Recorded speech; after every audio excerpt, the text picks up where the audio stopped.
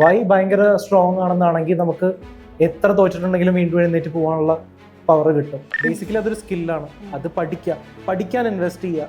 When you have time നേരത്തെ പോയി പഠിക്കുക. ഈ പറയുന്ന പോലെ വേറെ കോഴ്സുകളിൽ പോയി പെടാതെ എന്താണോ വേണ്ടത് അതിന് എത്രയും നേരത്തെ പഠിക്കും.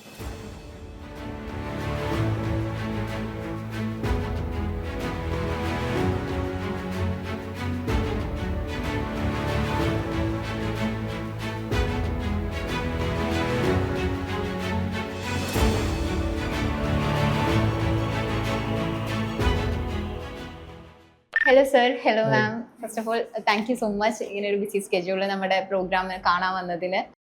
അപ്പോൾ നമുക്ക് സ്റ്റാർട്ട് ചെയ്യാം. അപ്പോൾ ഫസ്റ്റ് ക്വസ്റ്റ്യൻ എന്ന് പറയുന്നത്, ലൈഫിൽ ഏറ്റവും അധികം വാല്യൂ ചെയ്യുന്ന ഒരു ഹാബിറ്റ് എന്തായിരിക്കും, അല്ലെങ്കിൽ ഒരു മൈൻഡ് സെറ്റ് എന്തെങ്കിലും? Learning habit. കൺസിസ്റ്റന്റ്ലി എന്തെങ്കിലും പഠിച്ചുകൊണ്ടിരിക്കുക എന്ന് പറയുന്ന ഹാബിറ്റാണ്. മാമിനോ? എനിക്കും ഞാൻ അങ്ങനെ ഫെയിലായാലും സ്റ്റാർട്ട് ചെയ്തുകൊണ്ടിരിക്കുന്നതാണ്. അപ്പോൾ ഒരു കാര്യം വേണമെന്നുണ്ടെങ്കിൽ എനിക്ക് കൊണ്ടുപോയി മറ്റുള്ളയച്ച് സ്ട്രഗിൾ ചെയ്ത സമയത്ത്, അതായത് ഭയങ്കര ലോ പോയിന്റിന്റെ സമയത്ത്, നമുക്ക് നിർത്താം അങ്ങനെയൊക്കെ തോന്നുന്ന സമയത്ത് കൺസിസ്റ്റന്റ് ആയിരിക്കാൻ, അല്ലെങ്കിൽ വീണ്ടും വീണ്ടും ഇത് തന്നെ ചെയ്യണം, കീപ്പ് ഓൺ ഡൂയിങ് എന്നുള്ളൊരു സാധനത്തിന് എന്തെങ്കിലും ഒരു പോയിന്റ് ഉണ്ടോ? അതായത് എന്തെങ്കിലും ഒരു സ്റ്റിക്ക് ഓൺ പോയിന്റ്, അല്ലെങ്കിൽ ഹോൾഡിംഗ് പോയിന്റ്, ഇത് തന്നെ മതി അങ്ങനെ തോന്നിക്കുന്ന എന്തെങ്കിലും ഒരു പോയിന്റ്? ഒന്ന്, I think for every one the why should be very clear. എന്തിനു വേണ്ടി അത് ചെയ്യുന്നു എന്ന് പറയുന്ന വൈ ഭയങ്കര സ്ട്രോങ് ആണെന്നാണെങ്കിൽ നമുക്ക് എത്ര തോറ്റിട്ടുണ്ടെങ്കിലും വീണ്ടും എഴുന്നേറ്റ് പോകാനുള്ള പവർ കിട്ടും. I think that's the most important thing. സ്റ്റുഡൻസിന്റെ അടുത്ത് എന്തെങ്കിലും പറയാനുണ്ടോ? അതായത് ഇപ്പോൾ പല സ്റ്റുഡൻസും പഠിക്കുന്നതായിരിക്കില്ല അവരുടെ ആംബിഷൻ എന്ന് പറയുന്നത്. എന്തെങ്കിലുമൊക്കെ റീസൺ കൊണ്ട് റോങ് ആയിട്ടുള്ള കോഴ്സ് ചൂസ് ചെയ്തിട്ടുണ്ടായിരിക്കാം. അപ്പോൾ അവര് പാഷന്റെ പുറകെ പോകുന്ന യങ്സ്റ്റേഴ്സിന്റെ അടുത്ത് എന്തെങ്കിലും ഒരു അഡ്വൈസോ സജഷനോ അങ്ങനെ എന്തെങ്കിലും? നോട്ട് ചെയ്യാൻ ഇത്തിരി പാടായിരിക്കും. നമ്മുടെ ഹാബിറ്റ് അല്ലെങ്കിൽ ഹോബി, അതും പാഷനും ഒക്കെ ഡിഫറെൻ്റ് ആണ്. ഹോബി ഒരിക്കലും നമുക്ക് നമ്മുടെ പാഷനായിട്ട് അല്ലെങ്കിൽ പ്രൊഫഷനായിട്ട് കൺവേർട്ട് ചെയ്യാൻ പറ്റുന്ന കാര്യമായിരിക്കും ചില ഹോബീസ്. പക്ഷെ അണ്ടർസ്റ്റാൻഡ് ചെയ്യുക എന്നുള്ളതാണ്. അതിനുവേണ്ടി നമ്മൾ ടൈം കണ്ടെത്തണം. സെൽഫായിട്ട് അണ്ടർസ്റ്റാൻഡ് ചെയ്യാൻ ടൈം കണ്ടെത്തണം. ഭയങ്കര ക്രൂഷ്യൽ ആയിട്ടുള്ള ഒരു കാര്യം. അവിടെ തന്നെ ലൈഫിൽ ടേണിംഗ് പോയിന്റ് ഉണ്ടാവും. അപ്പോൾ അതിന് ടൈം കണ്ടെത്തി തന്നെ ചെയ്യണം. നിങ്ങൾക്ക് ഇപ്പം വരയ്ക്കാൻ ഭയങ്കര ഇഷ്ടമാണ്, പക്ഷെ അതൊരു പ്രൊഫഷൻ ആക്കാൻ, അല്ലെങ്കിൽ അത് അതിലാണോ നിങ്ങൾ ആക്ച്വലി പാഷനേറ്റ് എന്നുള്ളത് കണ്ടെത്തുന്നെങ്കിൽ you have to spend time on yourself. അവിടെയാണ് ആ ചേഞ്ച് ഉണ്ടാവുക അല്ലേ. അതെപ്പോഴും ചിലപ്പോൾ കുറച്ച് നാൾ കഴിയുമ്പോഴായിരിക്കും അത് അണ്ടർസ്റ്റാൻഡ് ചെയ്യാൻ പറ്റുക. ഇവിടെ പ്രശ്നം പറ്റുന്നത് എന്താണെന്ന് വെച്ച് കഴിഞ്ഞാൽ, വേറെ എക്സ്റ്റേണൽ ആയിട്ടുള്ള പുറത്തുനിന്ന് പാരൻസ് ആവാം, ഫാമിലി ആവാം, ഫ്രണ്ട്സ് ആവാം, ആരെങ്കിലുമൊക്കെ നമ്മുടെ അടുത്ത് പറയും ഇതാണ് നല്ലത്, വീട്ടിലാണ് കിട്ടുന്നത്. അപ്പൊ വേറൊരാള് പറയുന്ന അനുസരിച്ചിട്ട് ഒരു പ്രൊഫഷൻ ചൂസ് ചെയ്യുന്നിടത്താണ് തെറ്റ് പറ്റുന്നത്. എപ്പോഴും സെൽഫായിട്ട് ഡിസൈഡ് ചെയ്തിട്ട് തന്നെ ചെയ്യാൻ.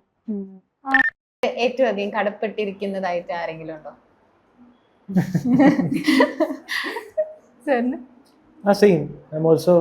ഏറ്റവും വലിയ സപ്പോർട്ട് അങ്ങോട്ടും ഇങ്ങോട്ടും ആണോ? അതെ അതെ, ഞങ്ങളുടെ ജേർണി ക്ലിയർലി അറിയാവുന്ന ഞങ്ങൾക്ക് മാത്രമാണ്. അപ്പോൾ അത് തന്നെയാണ് സപ്പോർട്ട് സിസ്റ്റം. Okay okay. ഇപ്പോൾ സ്ട്രഗിൾ ചെയ്യുന്ന സമയത്ത് ഏറ്റവും വലിയ ബിഗ്ഗസ്റ്റ് സ്ട്രഗിൾ എന്തായിരിക്കും ഫേസ് ചെയ്തിരിക്കുന്നത് ഇപ്പൊ ഈ ഒരു ജേർണിയിൽ? നമുക്ക് എത്തണം എന്ന് ആഗ്രഹമുള്ള സ്ഥലത്തേക്ക് നമുക്ക് ഇപ്പം സിനിമയാണെന്നുണ്ടെങ്കിൽ ഇപ്പം കറക്റ്റ്ലി ഡെസ്റ്റിനേഷൻ ആയിട്ട് വെച്ചിട്ടുണ്ട്.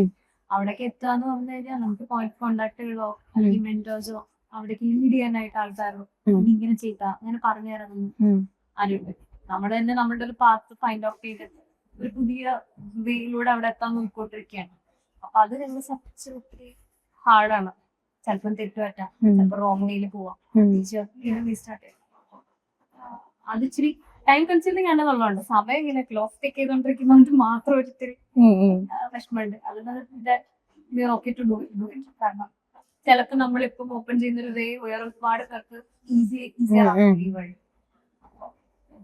അതാണിപ്പോ കറന്റ്ലി ഞങ്ങൾ ലേറ്റ് ആയിട്ട് എന്നാൽ ഭയങ്കര ഇമ്പോർട്ടൻ്റ് ആയിട്ട് റിയലൈസ് ചെയ്ത് എന്തെങ്കിലും ഒരു ലെസൺ ഉണ്ടോ ലൈഫിൽ? കുറച്ച് ലേറ്റ് ആയിട്ട് പക്ഷെ ഏറ്റവും അധികം ഇമ്പോർട്ടൻ്റ് ആണ് ലൈഫിൽ, അങ്ങനെ എന്തെങ്കിലും ലെസൺ?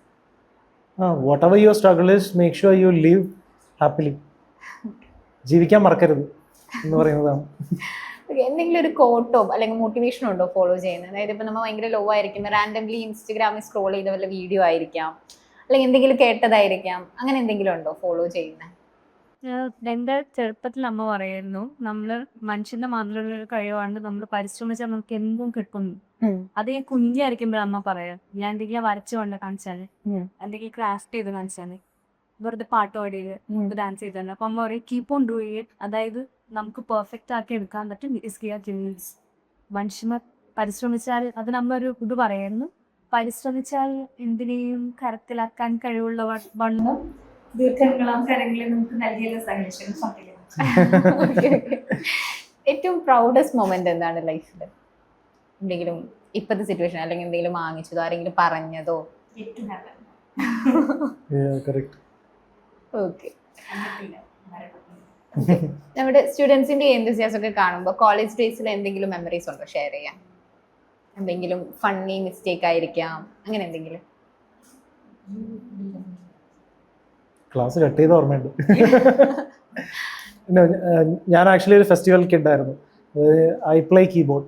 സോ എനിക്ക് അത് പറഞ്ഞ് ഓരോ പ്രോഗ്രാംസിന് ആക്ച്വലി ലീവ് കിട്ടും കോളേജിൽ നിന്ന്. So most of time I have actually stayed out of my college. ഇതുപോലെ അന്ന് ഒരുപാട് ഫെസ്റ്റിവൽ ഉണ്ടായിരുന്നു. സോ ഐ ബീൻ ദർ എല്ലായിടത്തും, ബാംഗ്ലൂർ, ചെന്നൈ. അത് ഓർമ്മ വന്നു പെട്ടെന്ന് ഇവിടെ വന്നപ്പോൾ.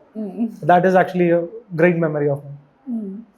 ഈ സിനിമ മതി എന്ന് തീരുമാനിക്കാനുണ്ടായ എന്തെങ്കിലും ഒരു പോയിന്റ് ഉണ്ടോ? അപ്പൊ ഏതെങ്കിലും ഒരു പോയിന്റ് നമുക്ക് തോന്നുകയാണ് എനിക്ക് ഇതാണ് വേണ്ടത് എന്ന് മനസ്സിലാക്കി എന്തെങ്കിലും ഒരു പോയിന്റ് ഷെയർ ചെയ്യാൻ പറ്റുന്ന?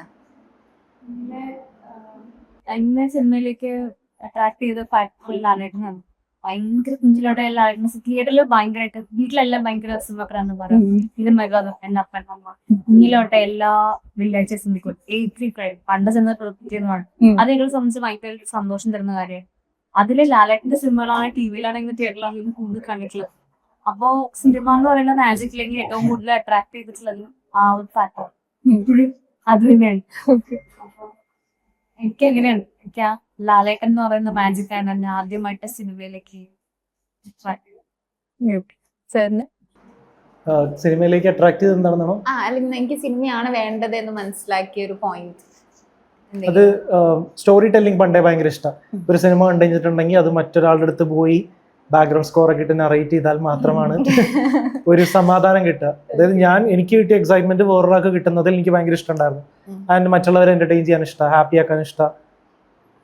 അങ്ങനെയാണ് അതിൽ ഏറ്റവും നല്ല ഫോമിൽ നിൽക്കുന്ന ഒരു ഇൻഡസ്ട്രി സിനിമ ഇൻഡസ്ട്രിയാണ്. അതിൽ ഒരുപാട് കഴിവുകൾ വേണം, അതിൻ്റെ ഒരു കമ്പൈലേഷനാണ് എന്ന് തോന്നിയപ്പോൾ അതിനോട് ഭയങ്കര ഇഷ്ടം ഉണ്ടായിരുന്നു. And you can become another person in cinema.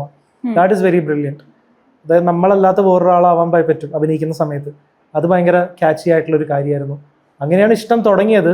അതിനെക്കുറിച്ച് പഠിക്കാൻ തുടങ്ങിയപ്പോൾ ഫെൽ ഫോർ ഇറ്റ്. ഒറ്റയ്ക്ക് വന്നതാണ് നിങ്ങൾ രണ്ടുപേരും അല്ലേ?